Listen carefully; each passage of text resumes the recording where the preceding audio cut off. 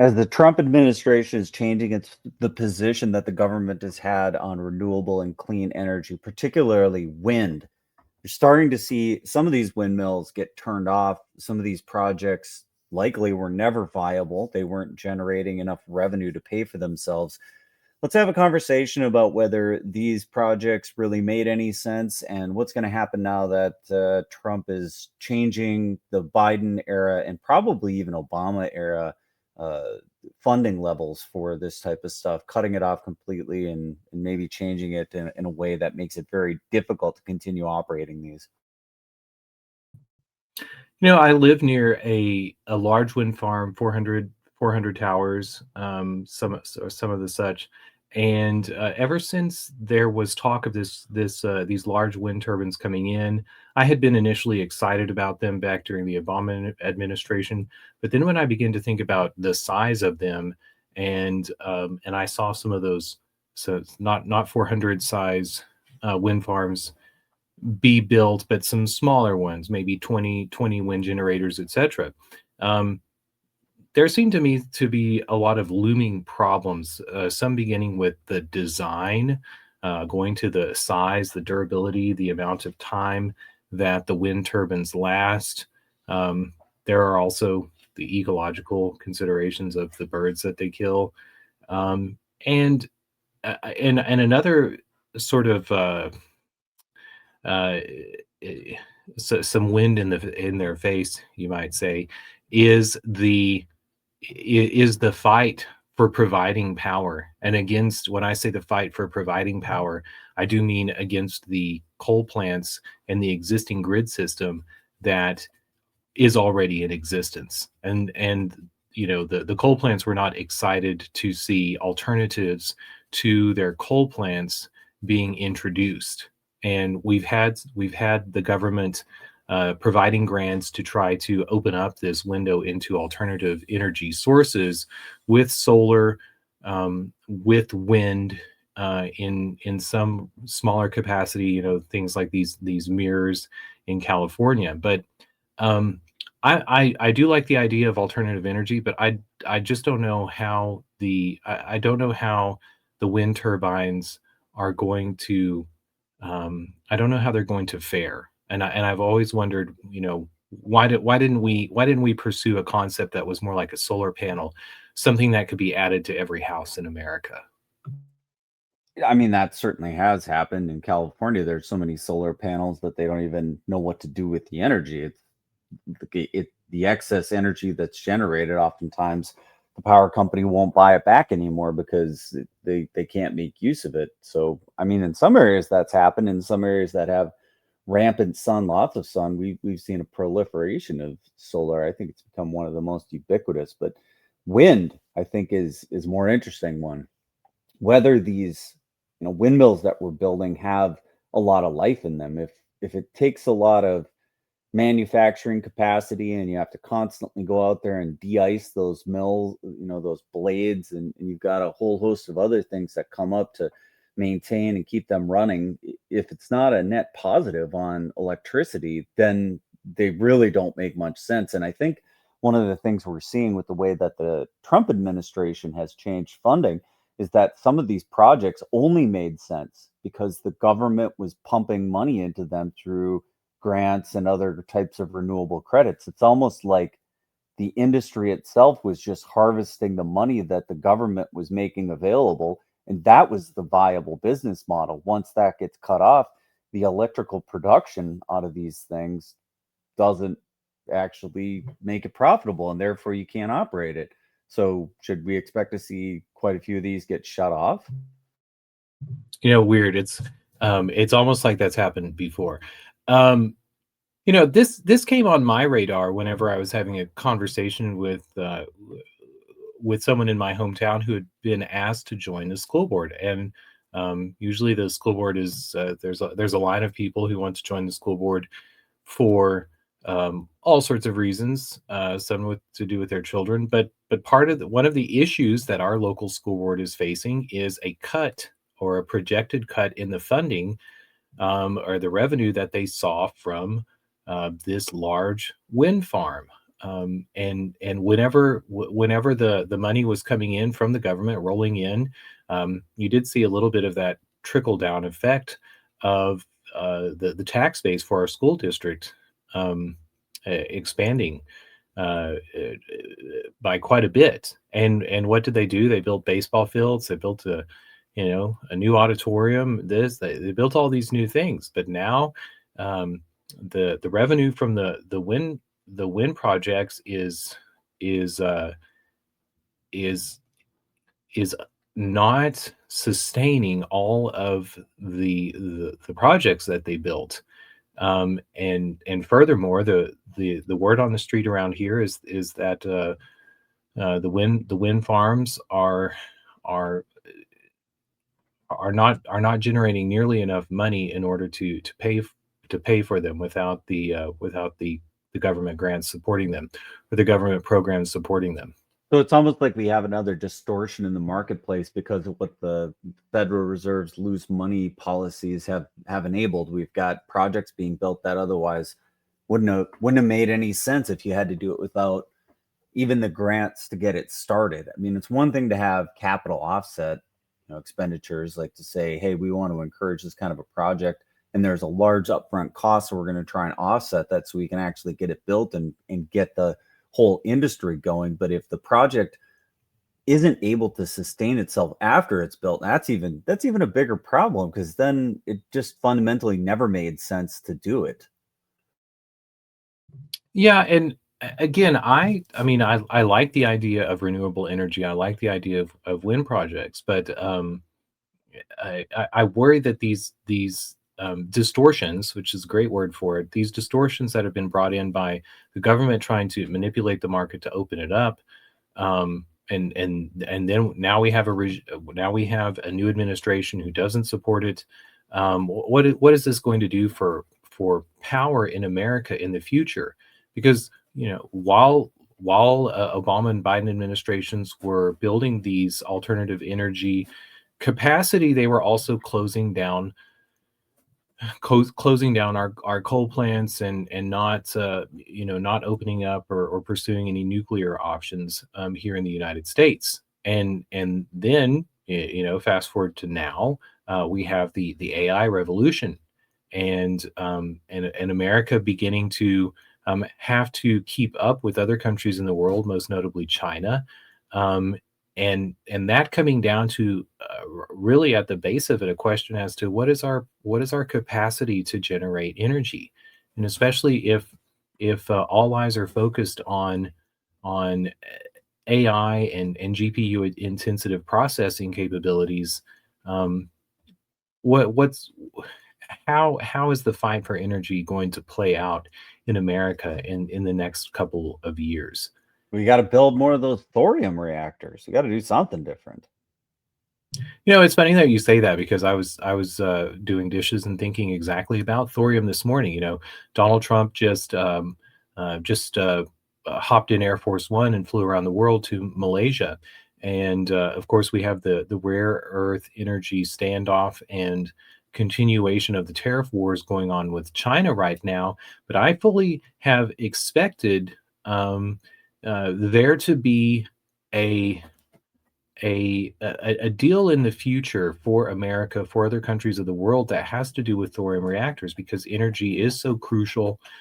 Because the United States um, did give China and other countries um, access to what the United States had learned about thorium reactors back in the 50s, the 40s, 50s, and the 60s, before we abandoned thorium for uranium. And and um, and and thorium presents some very interesting solutions for the energy crunch that we see in the world today. So I hope that we actually do see that. I don't know how earnest you were in that, but I wonder every day, are we going to see an announcement from Donald Trump and Xi Jinping that runs along the line of a new American alliance, and it's centered around energy production for the various countries of the world? It could be in the works right now. I'm all about renewals where renewable energy can make a ton of sense. I Hydro always felt like a very solid way to do that. Geothermal too. Wind always seemed a bit problematic because either you have a really consistent supply that isn't in, you know, having the capacity to be overbearing. Because if you build it in a place that's really windy, but that's also prone to disasters from high winds, then the likelihood that all those windmills get knocked down is pretty high. It just seems like they're fragile. It seems like they have some brittleness within the ecosystem to really make it work long term. It just not sure that this one was the best idea humanity's ever particularly had to try to do en masse to harvest energy off the planet. I just wish that the route of wind energy had gone the way of much smaller windmills um, that were house sized and that were targeted towards home use rather um, than to being added into the grid at such a massive scale as the wind turbines that we know today. And I know that there are issues about the ability to add variable or various sources of energy into the grid system, but I think just as we begin to question the ubiquity of monolithic systems with regards to our money, with regards to a rules based order running the world. Um, maybe a monolithic system with regards to our electrical production is also um, not feasible uh, for the world that we want to live in the future. So I think we're going to still see wind generation, but it's going to be um, much smaller models. And I think about that. Everywhere everywhere has a little bit of wind. It usually comes in the morning and the evening, because as the sun heats the world up, there's a little bit of fluctuation in temperature. It causes air to move around. We should be thinking about how we harness that and not relying on the trade winds that are crossing the continents or crossing the plains or running up and down the coasts. Um, you know, the, maybe there's some dedicated use for large towers and something like data processing centers, if they can have some sort of resiliency in the types of energy that's being produced, and battery systems to augment the ups and downs of that availability, or the ability, going back to this whole Bitcoin mining, um, being used to use excess energy. Maybe there's something there, but when I see a large turbine, if there's not something that's like dedicated and drawing the power that's used for it, I wonder why this was ever a good idea in the first place. So when I see reports like this, where essentially what we have is a significant amount of the project cost was being paid with federal grants. This is what we were talking about, kind of in the setup for this. The concept for this show was if you're paying for an infrastructure part and you're priming the pump and you're trying to build U.S. energy production supply chain and doing all of this type of ancillary activities, it seems like it might be a good investment if the longer term piece has sustained output that is greater than whatever it takes to continuously operate it. I know that in some of the colder areas like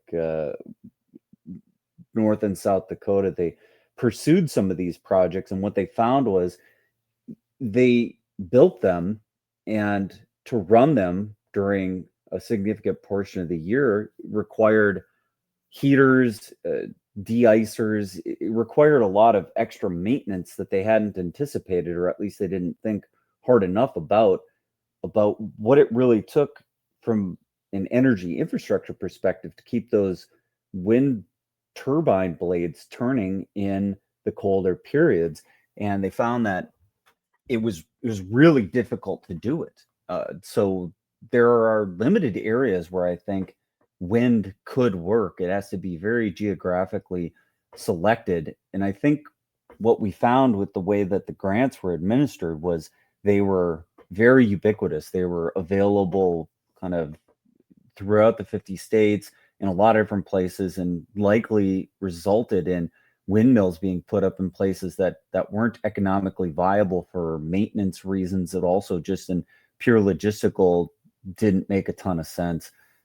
I wonder if now that the this federal grant program has been terminated, shut off, if we'll see any kind of a swing back to this, if the Democrats are able to take this up, or if this will allow the industry to decide where real investment needs to occur. Do you have any sense of that? Do you think we'll start to pursue it in more viable locations, or is this the death of wind in America?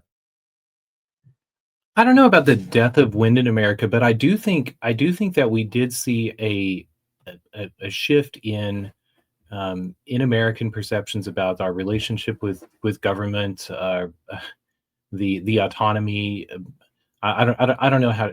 Let me put it this way: some of the biggest pushback against the wind turbines in the area that I'm from, which is a farming community, and these wind turbines were put on farms. Some of the pushback had absolutely nothing to do with any with any personal ideas about energy production in the United States. It had everything to do with the autonomy and the independence that farmers felt they had. And as we for one, like given the given the length of the life expectancy of these windmills being so much smaller than was originally projected, and we're here less than 10 years into this wind farm, and a lot of these windmills are having to be replaced already, especially the blades on the turbines, but also the turbines, and in rare cases, they have issues with the actual tower. But the leases for these wind turbines were at 50 years, and I'm not sure what sort of details went into the contract, but that was a big shift for farmers to begin to give up their land and the possibility of production of that land for such a long term. When I look at, on one hand, the Trump sort of tariff wars, the problems that we're having with now selling soybeans, selling American agricultural products around the world, the problems that the Trump administration has opened up with regards to American beef, as they're bringing on Argentinian beef. Um, there's been a narrative of independence from farmers that even in the first Trump administration, when they got a $13 billion bailout that was paid for by their first tranche of tariffs in the world. Um, I have long been dubious of this narrative of American independence, and that goes back to to things like crop insurance and policies that were created in the wake of the Great Depression. And we have this idea that the Great Depression was a time of scarcity, that people were starving and everyone was out of money because there was the Dust Bowl and the Great Drought that was running across the world. That's not true. We actually had a surplus of goods, and we've we have this narrative that globalism also has been about securing the resources of various countries in the world. In part, that's true, but the bigger policy behind that was actually securing people to buy our goods. The sales of Coca-Cola exploded after the Marshall Plan in Europe, because we were giving money to Europeans and they were turning around and buying Coca-Cola. And we went and modeled that around wheat that we were raising on the Great Plains, cotton that we were raising in the South. We tried to find areas of the world to buy our stuff. That's all going by the wayside. That doesn't mean that we don't have enough in America. We have to figure out how to price it fairly, to rebalance the system within America. So I I was amazed. I was amazed at when the wind turbines came in. about how few farmers, stuck to their guns with regards um, to not joining in more overtly into a government payola. I guess I'll put it that way.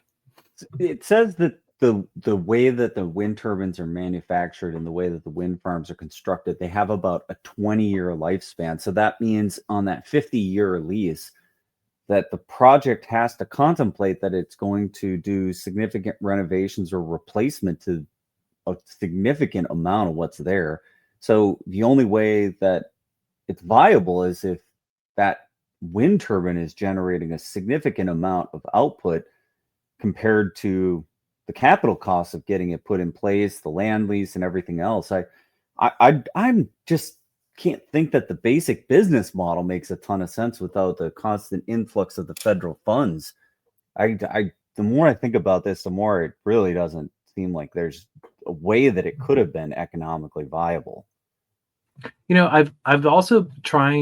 I've been trying to work out what the Trump administration has envisioned for the future. Because I don't mean to when I call their policies into question, I don't mean to insinuate that I think their policies are stupid. I think that the some of the downsides, the cost of the globalist policies, the finding of um, finding people to sell your goods to around the world doesn't make a lot of ecological sense. And I don't necessarily believe it when people tell me that they don't believe in wind energy for the birds. I think they actually have other reasons that they're not excited about wind energy. Maybe they don't have a piece of land that you could put a wind generator on. If they did, and they were making 20 to 40,000 dollars a year off that wind generator, they might be a lot more excited about it and not care anything about birds. But I do think that the shipping of plastic toys around the world in order for us to get along with each other, to get along with our neighbors, doesn't make a lot of sense.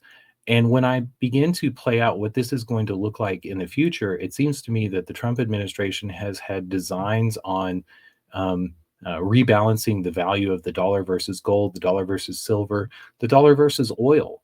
And I think those things that we have seen play out in the first few months of the Trump administration, and I'm wondering what happens whenever that comes to real estate in America. And I've wondered if we are to if we if we come across a reassessment of the value of real estate in America, one, how is that going to affect the likes of Blackstone and not Blackwater, BlackRock, Blackstone and BlackRock, who have maybe been playing a little bit of a shell game with increasing the values of the homes and the properties that they bought across America. But how is this going to affect land values? And so when I think about these leases that renewable energy um, uh, companies have gotten for solar farms, for wind generators, etc., I wonder if maybe they had a good investment with regards to what's going to be happening with land prices in America in the future. But that's a great if on my part. You mean that if the lease that they picked up for doing the wind project actually ends up being more valuable than the wind project itself, that they would have the rights to do something on that land and that's going to be at a premium somehow? That's what I wonder because we know we may see farmland at a greater premium in the future for whatever it may be, and it's not just farmland that these wind turbines are built on. Some of them are built on BLM sort of mountainous land or on the shores on land that we have. I just wonder if we haven't very much undervalued the price of land and and um, and the the the the the circumstances of energy generation, like prompting farmers to turn over a lease of land, or the ownership of their property, as ownership of their property. They don't have any property there. They have land. So turning over that land into the hands of a corporation, that's not something that we've necessarily seen on a large level across America before. So Is the this wind is the this one of wind the ways that the project was set up is farmers would be able to just plant crops around the wind turbines, and so they viewed this as very revenue augmenting because they could get in there, put those wind turbines up, they would be relatively maintenance free, not getting in the way, and they could keep planting crops around it. Was that how it was sold to the farmers? Yeah, I think so. Which I was not involved that deeply in the conversation, so but that seemed to me to be the takeaway from farmers who were excited about having the wind turbines, because they didn't have to put an entire field into CRP. They just had to, sign over easements for access for roads that were built out to these turbines, and a certain amount of space at the base of the tower. But I'm also not sure how much of the rights that they signed away to the land, and what the details in that the rights that they gave up for the land are going to be. So there could be some sort of possibility for a new business model that was built on the legal structure that underpinned this transfer of rights to the wind turbine companies. And it might be beneficial Well, to the that might farmers that and that that might be something that we see as some of these federal funds dry up as the companies that were involved in building this infrastructure go bankrupt. What comes of that might be that what gets sold off is these leases. That might be one of the valuable things that gets harvested out there from the detritus of the change in policy, is that some savvy investors or companies end up buying up the rights to this land. And yeah, there might be details in there that'll allow them to do something that the farmer hadn't expected to be done when they thought it was going to be an energy production project. And even if there is no great pivot in the power structure of corporations that are interested in land in America, and again, I'm thinking of Blackstone and BlackRock, it could be a foot in the door for them to buy up these leases and then try to get their hands on more farmland in America. And I say that because um, I do think that we've seen a a separation in the value of land as compared to the value of property of the houses and the real estate that's built on top of land. Um, I mean, we have seen land values increasing, but we've also certainly in the area of America that I live in, that I grew up in, the number of landowners has significantly decreased. I grew up in a farming community that once had 60 to 80 different small farms on it, and now there are just a couple of large corporate farms that have had to grow to to meet these economies of scale of the liberal order in order to in order to maintain their to maintain their sustainability, I guess. So that's something that the Trump administration seems determined to fight, as they as part of their "Make America Great Again." It seems to me that part of their idealized America is one of many landowners, of um, Americans owning their own homes, as once was the American dream. Maybe a step above owning your own home is owning a small farm, having some measure of self sustainability. The Thomas Massey concept, maybe we'll call it. I think they are hell bent on making that a reality, and I think that they're taking the right steps to achieve to arrive at that reality.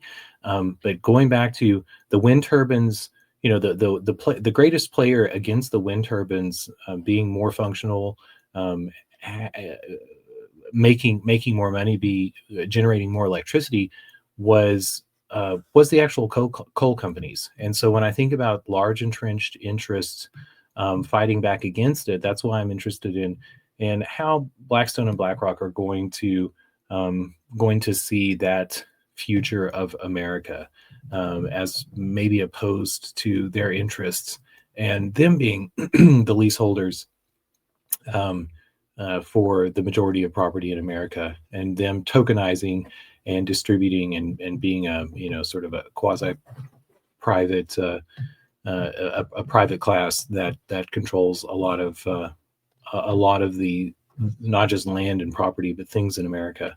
So we'll see how that plays out. All right. Well, I think I we kind of covered it. There's something to say here. We'll have to keep our eye on what happens as this continues to develop, as the government shutdown and or funding changes start to really roll out. We'll see which of these projects were mostly farming federal subsidies and which ones were actually farming the wind and making real energy surplus. So we'll keep an eye on it, and we'll see you next time on FOMO.